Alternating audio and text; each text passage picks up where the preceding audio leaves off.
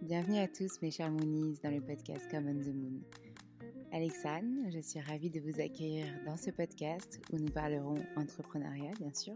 Nous parlerons également communication digitale à l'aide d'interviews de professeurs de yoga, d'interviews d'entrepreneurs, tout cela allié à la communication digitale.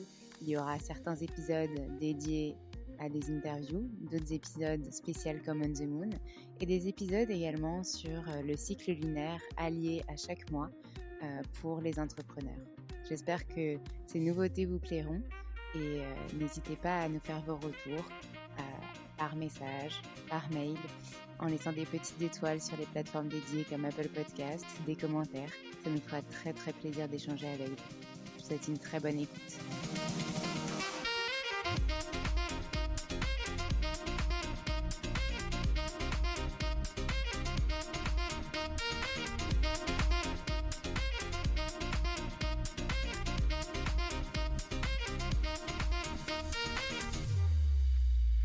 Aujourd'hui, je reçois Canel, qui est tatoueuse et qui a créé son studio, son showroom. Elle nous parle de son parcours entrepreneurial et donc dédié à la créativité, au dessin, au tatouage, au voyage aussi, à toutes ces rencontres qu'elle a pu faire. Elle en parle beaucoup mieux que moi, alors je vous souhaite une très bonne écoute. Ce qui m'intéressait dans le tatouage, c'était surtout le côté thérapeutique, le côté je m'approprie mon corps, comment s'approprier, qu'est-ce qu'on veut renvoyer, quel est le côté identitaire qu'on veut renvoyer. Et moi, je voulais vraiment aider les gens à se sentir mieux dans leur corps. Et en fait, j'ai vu tellement de clientes reprendre confiance en elles grâce à un tatouage ou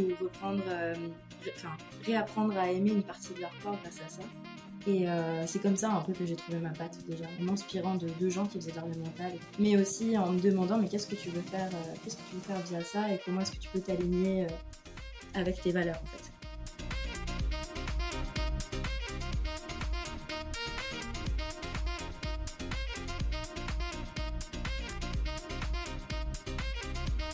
Hello Canel, je suis ravie de te retrouver aujourd'hui pour ce nouvel épisode du podcast Come on the Moon où tu vas pouvoir nous parler de ton parcours avec l'entrepreneuriat, ce beau voyage que tu as entrepris il y a plusieurs années maintenant.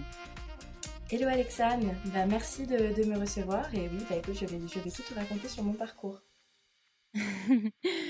Super, et on a hâte de tout savoir. La première question de chacun des épisodes, c'est comment est-ce que tu t'es lancé, comment est-ce que tu as découvert l'entrepreneuriat et surtout, qu'est-ce que tu faisais avant, quel a été ton parcours et qui a eu ce déclic?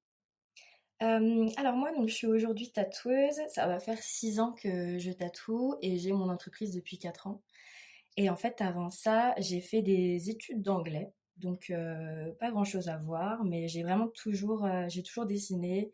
J'ai grandi dans une famille qui était très créative. Mon grand frère dessinait, il jouait de la guitare. Du coup, on était très entourés par cette sphère artistique. Et du coup, j'ai vraiment toujours peint, toujours dessiné, et avec une grosse passion pour la musique, donc pour l'anglais. Et j'ai fait une fac de langue, donc d'anglais. Et en fait, j'ai passé le concours des Beaux-Arts, donc ça a été un échec, j'ai pas été prise. Mais j'ai décidé du coup de pas perdre trop confiance en moi et puis de continuer mes projets. Et en effet, le tatouage m'a toujours intéressée parce que c'était euh, c'était essayer un autre support au final. C'était passer du papier à la toile, au final à la fausse peau quand on s'entraîne et puis à la vraie peau. Donc c'était hyper intéressant pour moi de tester autre chose. Et, euh, et donc c'était à la fac. Je me suis lancée donc sur fausse peau. J'ai acheté du matériel et tout. J'ai tout fait en autodidacte pour commencer parce que c'est un milieu qui est très fermé au niveau de l'apprentissage. Surtout il y a à peu près 6 ans. C'était très dur de trouver un apprentissage. Les tatoueurs voulaient pas trop donner de conseils et tout. Donc j'ai décidé de pas me décourager et de me lancer toute seule. Et donc c'est ce que j'ai fait. Heureusement, j'ai été très bien entourée. C'est surtout mes proches qui m'ont poussée. Mes parents m'ont toujours soutenue et tout, donc j'ai fait mes premiers essais comme ça. Et après, j'ai beaucoup voyagé. Je suis partie en Angleterre 2 ans, donc j'ai tatoué là-bas. Donc au final, ça a lié mes deux passions, donc ma passion de l'anglais et ma passion pour le tatouage. Et bon, c'était pas tout rose là-bas, hein. Je me suis pas très bien entendue avec le manager et j'étais débutante, donc il y a eu des petites histoires d'exploitation un petit peu, forcément. Et donc après 2 ans en Angleterre, je suis revenue en France. J'ai ouvert ma boîte, du coup, en France. J'ai décidé de me mettre en micro-entreprise. Donc forcément, c'est très... t'as une grosse pression, en fait, au début, parce que t'as peur de faire un flop et tout. Mais du coup, ouais, j'ai lancé ma boîte en rentrant d'Angleterre. Ok, et ça, c'était à peu près en quelle année du coup? Ça, c'était quand j'ai lancé ma boîte. Ouais, quand tu t'es mis en auto-entrepreneur. Ça, c'était il y a exactement 4 ans. 4 ans, OK. Et donc tu nous as dit que voilà, tu avais lancé, enfin tu avais testé les beaux-arts et cetera, mais qu'est-ce qui a fait que tu avais envie de dessiner? Enfin, est-ce que, en toi, il y avait quelque chose qui a fait que tu as toujours eu envie de dessiner et tu avais fait des études d'anglais, bon voilà parce que tu savais pas forcément quoi faire ou, il y a eu vraiment un truc qui a fait que tu t'es dit: «Bon bah, vu que, les beaux-arts ça a pas marché, vraiment le tatouage, ça va être quelque chose que j'ai envie de développer». Bah, j'ai toujours eu une passion même pour l'anglais, hein. J'ai toujours eu une passion pour le dessin. C'est ce que je fais depuis que je suis toute petite. Je crois depuis que j'ai 3 4 ans, je dessine et j'ai pas arrêté. Et même quand j'ai passé le concours des beaux-arts, en fait, je me suis dit, bah, enfin, ça a pas été, comment dire? Le concours des beaux-arts, ça a été un déclic pour me dire, il faut pas que tu t'arrêtes là. Et il faut vraiment que tu poursuives bah, ta passion principale qui était le dessin. C'était vraiment ce que je faisais dans mon temps libre tout le temps, vraiment tout le temps, tout le temps. Et donc du coup, oui, même après ce refus-là, je me suis dit non, il faut que je fasse quelque chose de ma passion. C'est vraiment ce qui m'anime. Est-ce que je pourrais faire vraiment tous les matins, je pense, de toute ma vie sans me lasser. Et du coup, c'était vraiment l'époque où le tatouage commençait à se démocratiser. Je me suis fait tatouer et en fait, ça a commencé à vraiment m'intéresser. Donc ouais, je dirais, bah, quand je me suis intéressée au tatouage dès mes 16 ans. C'était la première fois que je me faisais tatouer. Et je dessinais déjà beaucoup à l'époque. Et c'est vrai que ça s'est concrétisé bah, quand j'étais un petit peu plus vieille et que j'avais un peu plus de moyens. OK. Et donc du coup, quelle a été, cette poursuite après? Parce que, enfin, moi, j'ai lu un petit peu ta bio sur ton site et cetera, mais pour ceux qui, te connaissent pas du tout, est-ce que tu peux nous expliquer, après avoir créé ton auto-entreprise, quel a été ce cheminement? Donc il y a 4 ans, tu as démarré en tant que tatoueuse. Je sais aussi que tu aimes beaucoup voyager, donc est-ce que tu peux, nous parler un petit peu de la suite une fois que tu t'es lancée? Ouais. Et bah, quand je me suis lancée, euh, en fait, j'aime beaucoup provoquer le destin. J'aime beaucoup voyager.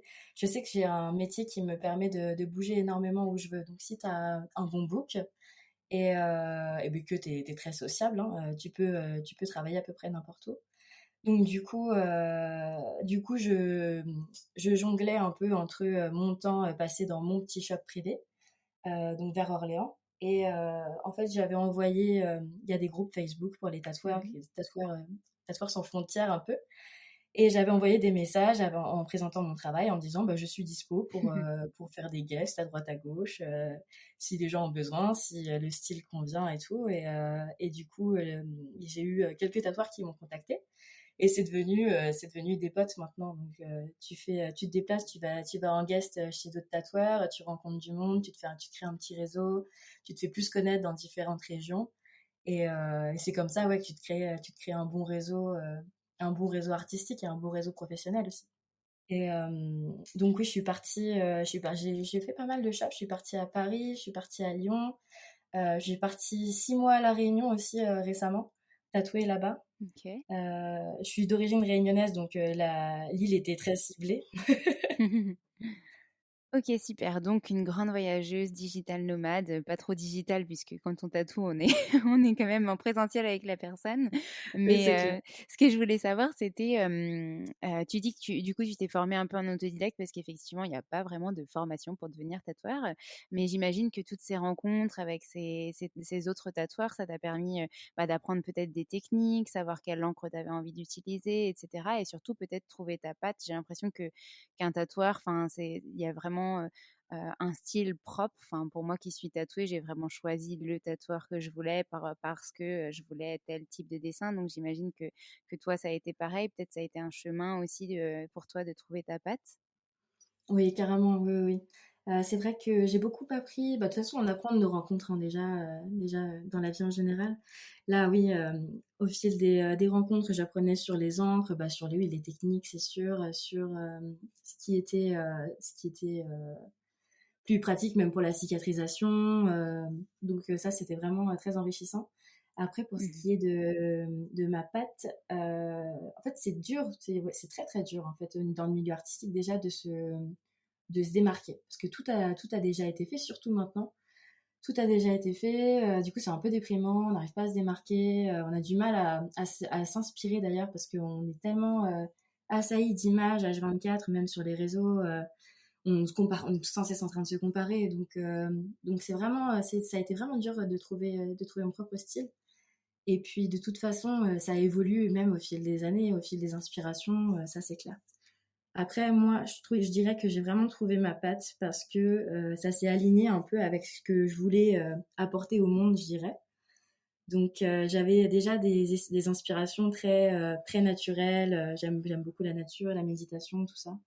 Et en fait, ce qui m'intéressait dans le tatouage, c'était surtout le côté thérapeutique, le côté je m'approprie mon corps, comment s'approprier, qu'est-ce qu'on veut renvoyer, quel est le côté identitaire qu'on veut renvoyer. Et moi, je voulais vraiment aider les gens à se sentir mieux dans leur corps. Et donc, bah, forcément, enfin, pas forcément, mais ça dépend des tatoueurs. Mais moi, j'ai une patte qui est beaucoup plus féminine, beaucoup plus ornementale. Et en fait, j'ai vu tellement de clientes reprendre confiance en elles grâce à un tatouage ou enfin, réapprendre à aimer une partie de leur corps grâce à ça, que j'ai vraiment voulu me lancer dans l'ornemental. Et c'est comme ça un peu que j'ai trouvé ma patte déjà, en m'inspirant de gens qui faisaient de l'ornemental et qui bossaient super bien forcément, mais aussi en me demandant mais qu'est-ce que tu veux faire via ça et comment est-ce que tu peux t'aligner avec tes valeurs en fait. C'est hyper intéressant ce que tu dis et ça rejoint exactement ce qu'on prône aussi chez Common the Moon et dans ce podcast, les valeurs, l'alignement, etc. Ouais, c'est Donc, je suis important. super contente que tu en parles. Heu, ouais, c'est vraiment, primordial et je suis totalement d'accord avec toi que effectivement le tatouage, c'est pas seulement, quelque chose qu'on montre aux autres, parce on le fait pas pour les autres, en fait, on le fait pour soi avant tout Ouais, et mine de rien, il peut, participer à cette acceptation, du corps, de soi, et quand on parle de corps physique, on n'a pas enfin voilà, il y a pas que ce corps physique, il y a aussi, ce qu'on ressent à l'intérieur et cetera carrément. donc hyper intéressant. Et ce qu'on a envie de véhiculer au travers de ce tatouage, de ce dessin, il y a beaucoup de gens qui ont des significations, d'autres non. J'imagine que toi, les personnes qui viennent se faire tatouer, elles ont un processus finalement de création avec une signification, une envie particulière. Comment ça se Oui. passe quand tu reçois des clients? Quand je reçois des clients, alors moi tout se fait par les réseaux. Vu que j'ai un petit shop privé, j'ai pas pignon sur rue, du coup je mise beaucoup sur les réseaux. Je dirais 90% je pense de ma prise de rendez-vous se fait via Facebook et Instagram. Ok. Et donc du coup, au début je pensais que ça serait un frein parce qu'en général les gens aiment bien voir le tatoueur, tu sais, dans un premier temps quand tu prends rendez-vous. Mais avec le Covid et tout, les gens se sont bien alignés et en fait c'est beaucoup plus pratique pour moi, même en gain de temps. En fait, je mets des questions types. J'ai vraiment besoin de savoir ce que la personne veut, le motif, l'emplacement, la taille. Et après, elle peut m'expliquer pourquoi en fait elle veut ce tatouage. En général, si c'est un tatouage qui leur tient vraiment à cœur, ils m'expliquent. Ou sinon, ils m'expliquent le jour du rendez-vous quand je les tatoue. Mais du coup, ils m'envoient vraiment toutes leurs inspi et ils savent en fait. En général, ils me choisissent pour mon style, donc ils savent à peu près la patte que j'ai. Et du coup, je leur dis: «Bah, il y a pas de souci, je reprends tes inspi et puis, je les redessine, je les mets à ma sauce et on voit si ça te plaît» et puis, en fait, on compose, je compose avec la personne, on compose ensemble. OK, et donc du coup, tu renvoies, les essais de tes dessins par rapport à leurs inspi avant le rendez-vous, c'est ça? Vous validez avant le rendez-vous le dessin ou comment ça se passe? Ouais, c'est ça. Bah, j'essaye. Je suis, pas vraiment une pro de l'organisation, ça c'est sûr. Mais, j'essaie de leur envoyer avant, ouais, comme ça, en plus ça les panique moins, tu sais, que, Oui. voir le tatouage le jour J. Il y a certaines personnes qui ont un peu peur, de pas aimer, et de pas avoir assez de recul sur le motif. Mmh. Après ça dépend des salons de tatouage. Moi, quand j'étais à La Réunion, c'était, je montrais le dessin le jour même. Et ça c'est vrai que ça va pas poser de problème. Mais il y a certaines personnes, surtout en métropole, où ils veulent surtout, ouais, le voir avant, quoi. Ouais, je pense qu'on est des addicts du contrôle. Et moi, ça Ouais, m'est plus, arrivé hein. justement à un des tatouages que j'avais fait faire. J'avais donné toutes mes inspi, etc. Et Mmh. j'avais confiance dans le tatoueur, mais bon, après, il était aussi un peu perché, etc. Donc bon, voilà, tu te dis, c'est quand même mon corps, j'ai quand même envie de savoir ce qu'il va me faire sur mon corps avant de me faire C'est clair. tatouer. Et en fait, ça a pas loupé. Il m'avait dit: «Je te l'enverrai quand même, avant notre rendez-vous parce que voilà», mais il me l'a envoyé la veille. Et en fait, je l'ai Ouais. regardé, je l'ai envoyé à ma mère et je lui ai dit: «Je crois que c'est pas du tout ça que je veux, maman». Et Oh et elle m'a mince. dit: «Ah bah, si c'est pas ça que tu veux, envoie-lui un message et tant pis», enfin voilà. Et en fait, il avait repris mes inspirations. Donc pour redonner du contexte, c'est une rosace avec à l'intérieur un lion, mais en trompe-l'œil. Enfin, en fait, voilà, bah, un peu ton style finalement avec de l'ornement, etc. Ouais, Mais je voulais pas que le lion soit trop visible. visible, et je voulais pas que Mmh. ce soit un lion, royal, tu vois? Sauf qu'en fait, il lui avait Mmh. limite ajouté une couronne, et cetera. Enfin, c'était pas du tout ce que je voulais. Je voulais vraiment que ce soit un lion humble, tu vois? Je Et panique. donc du coup, ben, en fait, je lui ai dit c'est ça, j'étais en grosse panique. Et donc du coup, je lui ai envoyé un message, je lui ai dit: «Bah, je viens demain si tu veux, mais par contre, voilà, faudra qu'on revoie ensemble le dessin, c'est pas vraiment ce que j'attends, et cetera». Du coup, je suis venue Ouais, le lendemain et on en a rediscuté. Et enfin voilà, il a pris 1 heure, pour me redessiner un truc, exactement, comme je voulais. comme tu Il a voulais. refait quelques petits ajouts après me l'avoir montré. Donc moi, en attendant, j'étais avec des potes, j'ai pris un café et tout. Et après, il m'a tatoué et on avait validé le truc, quoi. Donc Ouais, finalement, ça s'est bien goupillé. On a réussi à trouver ce qu'il fallait. Mais effectivement, si on donne pas assez d'informations au tatoueur, si bah, on n'est pas encore sûr exactement de ce qu'on veut non plus, si on n'est pas forcément du genre à être quelqu'un qui prend beaucoup de décisions, enfin voilà, il peut y avoir plein de facteurs dans nos vies qui font qu'on a envie d'un tatouage, qu'on a une idée, mais que finalement, tant qu'on n'a pas vu un premier dessin, on ne sait pas vraiment ce qu'on veut. Et moi, c'est un peu ouais, ce c'est qui vrai. m'est arrivé finalement, je pense. Et donc du coup, bah, mine de rien, avec ce premier visuel, je me suis rendu compte que non, c'était pas du tout ça que je voulais. Et donc finalement, on a trouvé et je me suis fait tatouer et tout va bien. Mais en tout cas, oui, je pense que tu as raison. Ça dépend en fait des pays, ça dépend, des villes. Mais il y a des gens qui sont Ouais. plus, dans le contrôle, plus aptes, que certains, et d'autres plus aptes à lâcher prise et à se dire: «Bah, de toute façon, j'ai choisi ce tatoueur pour, sa patte, pour, les dessins qu'il fait, donc je lui laisse, libre cours à son imagination», quoi.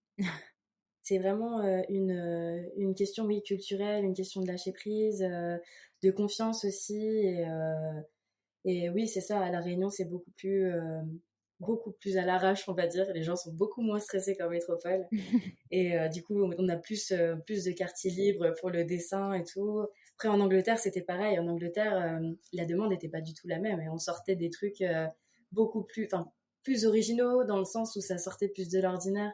Les gens osent beaucoup plus en Angleterre parce que les gens sont plus tolérants, ils sont plus habitués au monde du tatouage. C'était, une des cultures, pionnières, du tatouage, européenne, on va dire. Et oui, du coup, il y a vraiment une différence énorme sur les tatouages en fonction des pays. OK, oui, voilà, c'est ce que j'allais dire. En fait, tout dépend vraiment de là où tu te trouves et finalement, tu as dû, avec tous les voyages que tu as fait, voir des grosses, grosses différences en fonction des pays, en fonction des cultures de ces pays-là, des gens, s'ils osent plus ou pas. C'est vrai qu'en Angleterre, ils sont assez extravertis. J'imagine qu'en Amérique, si on y allait, ce serait encore, encore autre chose. Mais en tout cas, ça enfin, voilà, ça montre bien la pluralité des possibilités que tu peux faire et créer avec ce Ouais, métier-là. c'est clair. Et du coup, je voulais revenir sur ben, cet aspect donc de créativité. Tu as parlé, donc tu te développais sur les réseaux sociaux, que tu avais au départ contacté d'autres tatoueurs pour être dans des showrooms, pour participer à des événements, être guest, etc. Aujourd'hui, Mmh. tu as ton lieu, du coup, tu as quand même ouvert un lieu. Quand est-ce que tu l'as ouvert? Comment ça s'est passé? Comment tu as voulu ouvrir ce lieu, etc. J'ai ouvert ah oui, je l'ai ouvert, bah, quand je me suis lancée, en fait, il y a 4 ans, et c'est après que je l'ai ouvert que j'ai commencé à bouger dans d'autres shops. Ok. Après, je dirais que j'ai vraiment fait les choses à l'envers. Comme je te disais, je suis plus très intuitive que très réfléchie et terre à terre. Donc du coup, c'est vraiment une partie de l'entrepreneuriat où j'apprends vraiment tous les jours à me contrôler, à essayer de m'organiser et à être un petit peu plus réfléchie. Mais je me suis lancée, bah, je savais rien du tout sur le monde de l'entrepreneuriat. Euh, donc c'est un shop privé, donc c'est vraiment dans l'enceinte d'une maison. Donc j'ai la chance de pas pouvoir, enfin de justement de pouvoir beaucoup bouger et tout. Après, ce qui me faisait un peu peur, c'était justement que ce soit privé, de pas avoir pignon sur rue, et du coup de moins avoir de passage, moins avoir de clientèle. Euh, donc ça s'est plutôt bien passé au final grâce au réseau. Mon Dieu, heureusement qu'on a ça en tant que micro-entreprise artistique maintenant. Et, ouais, tout ce qui est bah, compta, j'ai vraiment appris au fil de mon expérience. Même pour la com, je savais rien du tout. Et j'ai justement ma pote Margot qui m'apprend un peu chaque jour à essayer d'améliorer ma com, quoi. Donc merci Mm. à elle. Mais ouais, j'ai surtout appris des gens autour. J'ai toujours été entourée de micro-entrepreneurs. Dans ma famille, on est quasiment tous à notre compte. Donc c'était un vrai soutien quand je me suis lancée. J'étais un peu moins Mm. stressée et bien entourée. Bah, justement, je voulais revenir sur Margot. De toute façon, c'est sûr qu'elle écoutera cet épisode, donc je voulais la remercier de nous avoir mis en contact parce que c'est grâce à elle qu'on enregistre aujourd'hui. Ouais, Et c'est je clair. voulais amener un petit peu cet entretien sur ce côté personnel, justement, parce que tu m'en as parlé en off avant qu'on enregistre. Et tu me disais qu'en fait, voilà, ton métier aujourd'hui, il était très lié à ton perso. Est-ce que tu veux un peu plus rentrer dans les détails et nous expliquer comment tu jongles avec justement cette vie perso et cette vie professionnelle et comment tu les couples aussi toutes les deux. Ouais. Alors mon métier, c'est ma vie, ça c'est clair. Bah, c'est un métier passion, hein, comme le tien, comme celui de Margot, comme voilà, comme les auto-entrepreneurs en règle générale. Pour l'instant, je fais pas trop de coupures. Franchement, j'en ai pas envie non plus. Parce que dès que j'avais un petit temps libre avant d'être tatoueuse, ce que je faisais, c'était dessiner. Donc là, j'ai pas changé ça. Ce que je fais dans mes temps libres, c'est dessiner ou je m'inspire ou voilà. Et en fait, mes dessins s'alignent et sont vraiment inspirés de ce qui m'arrive en général, de mes états d'âme ou de ce qui est en ce moment dans ma vie, ouais, ce pourquoi j'ai le plus d'intérêt en fait en ce moment. Donc vraiment, c'est ma vie perso, c'est ma vie pro. Même au niveau de ma clientèle, je sais que je suis très proche de mes clients, on a toujours des discussions très très perso parce que la démarche est différente aussi. Je suis toute seule avec eux dans une pièce pendant quelques heures, donc on a une facilité à parler, à échanger, et puis c'est la beauté du métier aussi, c'est s'aider dans la vie. En fait, tu rencontres une personne que tu connais pas et t'échanges de trucs perso, et puis au final, tu sors de là, même moi, avec je sais pas, des révélations ou bah, faut peut-être que je me prenne moins la tête sur tel ou tel sujet. On apprend à relativiser aussi quand on entend des histoires de gens qui sont vraiment affreuses. Enfin, du coup, c'est vraiment, ouais, pour l'instant, moi, j'ai pas de vie perso et de vie pro, c'est vraiment la même vie, quoi. Ok. Très bien et ben, comme quoi tout est possible. On parle souvent aussi de trouver cet équilibre entre vie pro, vie perso, vraiment décorréler les 2 et cetera et tu viens justement de nous expliquer qu'en fait, c'est possible aussi d'avoir les 2 ensemble selon le type de métier qu'on fait, selon Ouais, l'activité et cetera, hein, bien sûr. ouais, Mais c'est en tout pas cas pour toi aujourd'hui, tu as trouvé, cet équilibre en jonglant, enfin en faisant, les 2 en même temps et voilà, en continuant à dessiner quand tu es avec ta famille, en, parlant de ton projet pro avec eux, en les incluant, j'imagine, oui, beaucoup. Mmh. dans cette vie de création, puisque en plus, c'est eux aussi des créateurs, donc ça doit être Ouais. plus facile, j'imagine? Oui, c'est clair, oui, oui, oui. Puis j'ai vraiment, bah, gros OK. remerciements à ma famille, s'ils entendent ça, hein, mais oui, j'ai toujours vraiment été soutenue par ma famille. Ça a été les premières personnes que j'ai tatouées. Ils sont toujours là pour moi, ils sont présents. Et bah, à l'instant même où je te parle, ils sont en train de faire, des travaux dans le shop pour agrandir notre salon, donc ouais, j'ai beaucoup de chance. OK, trop cool. Et donc du coup, si on a un truc, à relever finalement, c'est en tant qu'entrepreneur, quand on se lance et tout au long de cette expérience entrepreneuriale, qu'elle dure ou qu'elle dure pas, d'être, vraiment bien entouré, que ce soit à la fois au niveau pro et au niveau, personnel. Pour justement, quand tu as des coups de mou, tu dois tourner plus vers tes proches, ta famille et cetera et quand tu as envie d'apprendre, de progresser sur une technique, de prendre de l'inspiration, tu vas te tourner vers d'autres tatoueurs qui t'ont donné ta chance, qui t'ont accueilli en guest ou des choses comme ça. Oui, c'est ça, oui, oui, oui, c'est clair. Il faut vraiment puis il OK. faut oser, je pense. Il faut pas avoir peur du regard des autres il faut éviter de trop se comparer aussi, mais ouais, vraiment, ça aide, bah, puis oui, puis si tu es bien entouré, tu arrives mieux à relativiser et à reprendre confiance en toi, quoi. Mmh mh. Exactement et est-ce que du coup, tu as d'autres projets, pour le futur dont tu as envie de nous parler? Alors, donc l'agrandissement du shop, de ce que j'ai compris, Ouais, c'est ça. mais est-ce que, par exemple, tu as prévu, d'aller en guest, quelque part? Est-ce que tu as prévu de voyager quelque part, là, dans les prochains mois? Est-ce que tu as prévu de nouvelles choses, en lien bien sûr avec, ton métier? Bah, écoute, pour, cette année, je fais pas mal de guests, en France, par contre, cette fois. Bon, je retourne, quand même à La Réunion 2 mois, pour travailler, à la fin de l'année. Après, j'ai vraiment, plus ça va, plus, j'ai envie de m'inscrire dans une démarche, écologique, qui est pour moi très, très importante. Donc c'est hyper dur, quand tu es tatoueur d'être écolo parce que tout est à usage unique, Mmh mh. tout est plastique, en fait. Donc ça commence à se développer. J'attends de voir il y a une marque qui est en train de se lancer là de consommables écolo. J'attends qu'elle se lance pour voir. Mais du coup, j'ai peut-être un autre projet qui serait un petit peu plus ancré dans cet aspect écologique. Je fais une formation de stylisme en ce moment, donc je suis encore en train de chercher comment en fait combiner les deux. Je peux pas trop en dire plus que pour le moment, c'est très très flou, mais je serai pas toute seule sur le projet et je suis sûre qu'on pourra faire quelque chose de top, tout en rendant le monde meilleur. Donc ces aspects écologiques, donc là, tu es un petit peu en attente de voir s'il y a des marques sur les encres, sur les produits, les choses comme ça qui vont se lancer et qui seront vraiment alignés à ce que tu as envie. Et un autre projet en lien avec finalement aussi le corps, mine de rien, parce que le stylisme, c'est habiller le corps. Oui, c'est ça. Ouais. Mais donc peut-être, j'imagine, oui, créer peut-être des choses en lien avec le tatouage, en lien avec les habits, etc. Ça peut être super, super intéressant. Bon, bah, on n'en saura pas plus tout de suite, mais en tout cas, on a hâte de voir, quand tu lanceras ça. Bah merci, c'est gentil.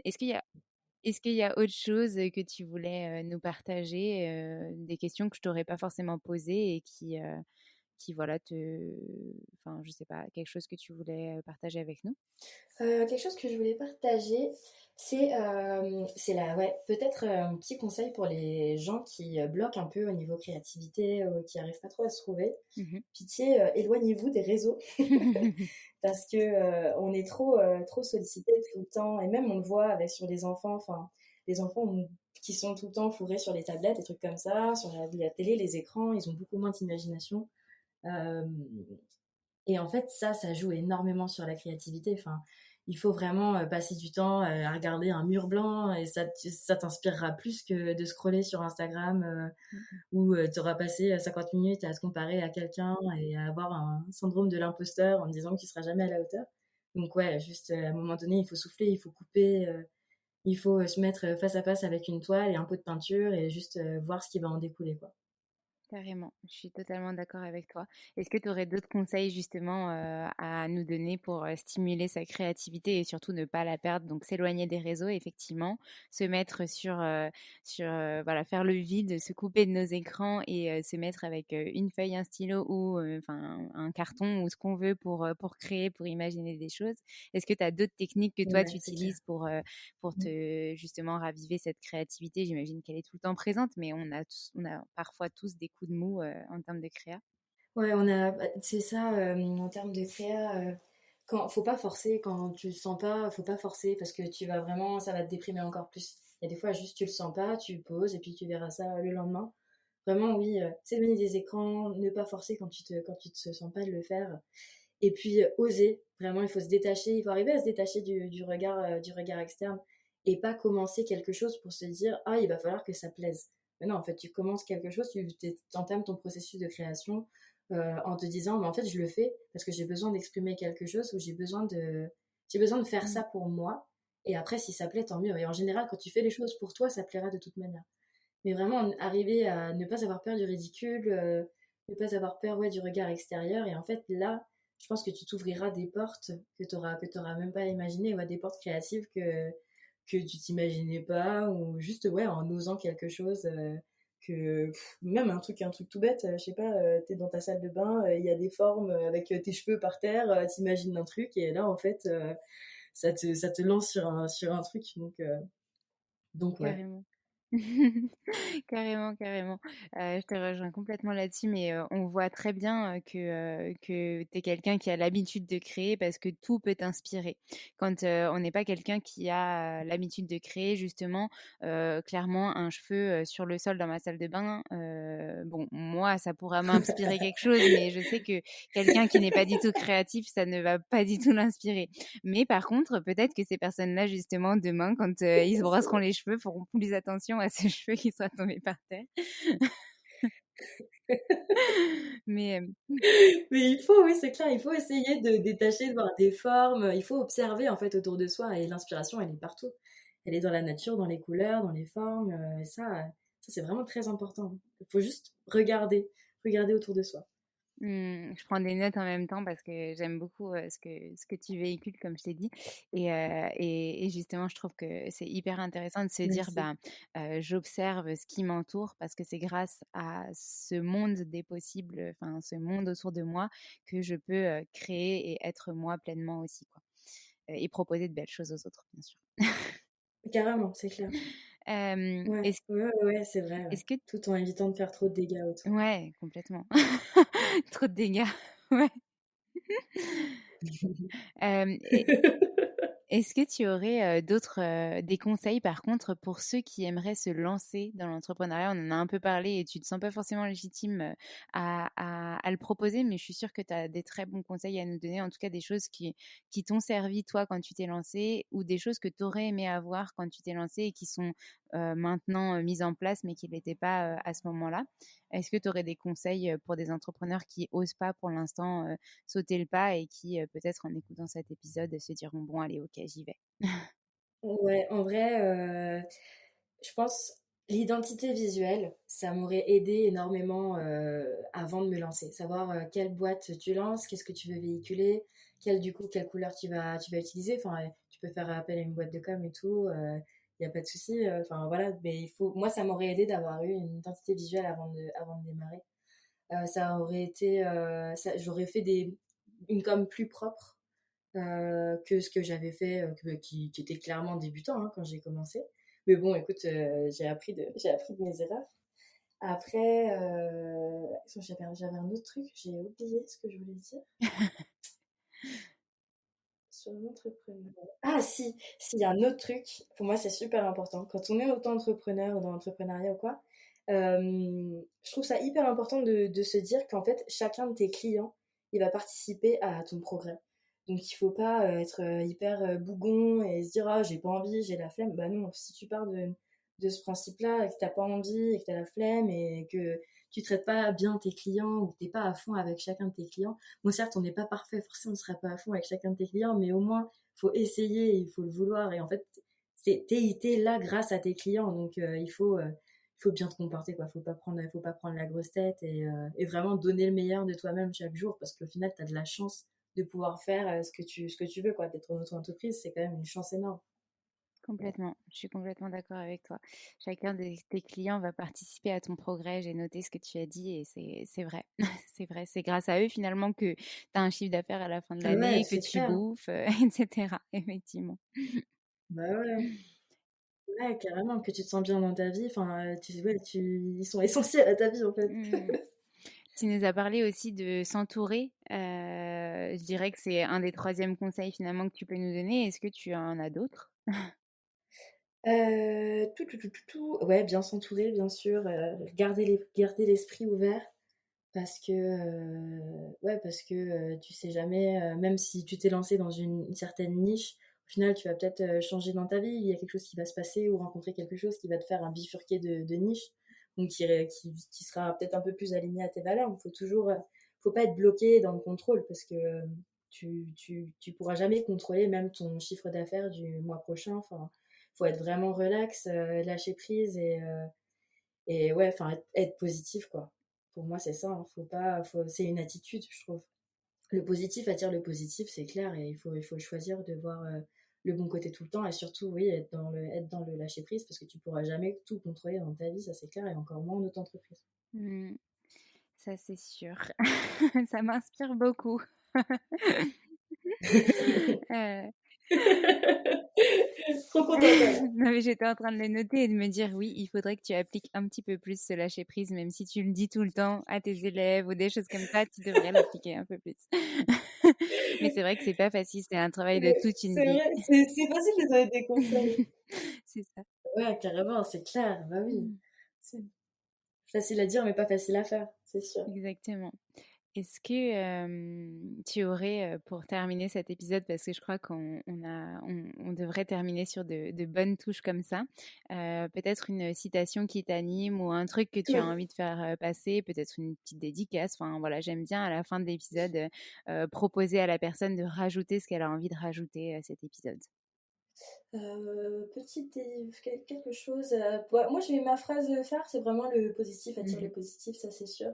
Après, je vais rajouter une petite dédicace parce que j'ai quand même un entourage extraordinaire. Une famille de malades et des amis de fous furieux. Et franchement, je remercie chaque jour qui les a mis sur mon chemin parce qu'alors, dis donc, je leur dois beaucoup, quoi. Donc, ouais, merci à eux. Merci à ma famille, ça c'est clair. Hmm. Eh ben, on va finir sur ces belles touches. Donc, le positif attire le positif et le fait d'être bien entouré vous permettra de vous redresser lorsque vous avez des coups de mou, de vous stimuler lorsque vous avez peut-être moins d'idées, de vous soutenir quand vous vous lancez ou même dans toutes les étapes de votre création d'entreprise, de votre entreprise et de vos projets. La preuve, la famille de Canel sont actuellement chez elle en train de faire des travaux pendant qu'elle est en train d'enregistrer tranquillou un podcast avec moi. C'est clair. C'est clair, exactement ça. Donc, que du positif en tout cas. Et ce que je voulais terminer par dire, Canel, c'est vraiment merci pour tes partages. Merci pour d'avoir accepté cet épisode, d'enregistrer. Et merci pour ta confiance aussi. J'avais jamais reçu donc, Bah, merci à toi. de tatoueur dans le podcast. Donc, ça permet de varier les sujets et de s'ouvrir justement à ce qu'on disait, ce monde des possibles de l'entrepreneuriat. Ouais, c'est clair. Bah, merci à toi. Franchement, c'était super intéressant. Je suis la dernière à l'aise à l'oral. Donc, j'espère que c'était pas trop décousu, surtout au début. Donc, j'espère que les gens qui vont écouter, ça les aidera aussi dans leur projet. Et franchement, merci à toi d'avoir consacré ton temps pour moi et pour mon expérience. C'est chouette ce que tu fais. Donc, merci. Ça Merci. inspire beaucoup de monde, je pense. J'espère, c'est le but. En tout cas, Margot m'a dit aussi qu'elle n'était pas forcément à l'aise et finalement, ça ne s'est pas du tout senti dans l'épisode et toi, c'était pareil. Donc, Ah, bah, merci cool. beaucoup et puis je te dis à très très bientôt. À bientôt. Merci à toi. Salut.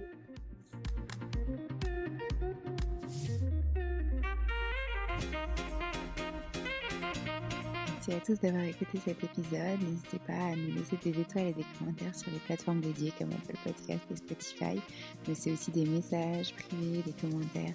Ça nous fera très plaisir de pouvoir échanger avec vous. En tout cas, on vous dit à la semaine prochaine. Nous avons hâte de vous retrouver.